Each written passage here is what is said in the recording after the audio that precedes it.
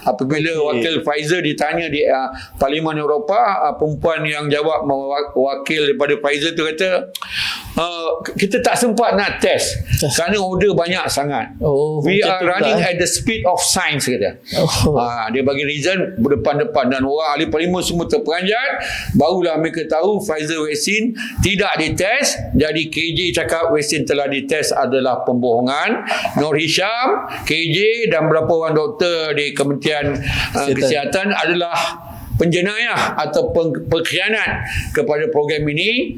Dan apabila Menteri Kesihatan sekarang meneruskan juga agenda ini, selepas kami hantar kepada Anwar Ibrahim, kematian 200,000 orang tidak disiasat, bermakna ramai sangat yang terlibat, tuan-tuan. Bermakna kerajaan kita akhir ini baru seminggu lepas, kerajaan telah dipilih oleh WEF. WEF ni adalah criminal cartel. Dialah yang bunuh yang agenda vaksin ni. Dia baik dengan PMX kita. Dan dia lantik Malaysia jadi AI Hub. Satu Asia Tenggara, Malaysia lah akan AI yang pertama.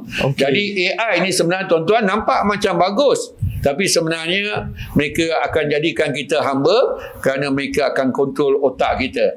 Apabila kita divaksin lagi dan badan kita banyak grafenosid, maka akan datang 5G akan kontrol otak kita.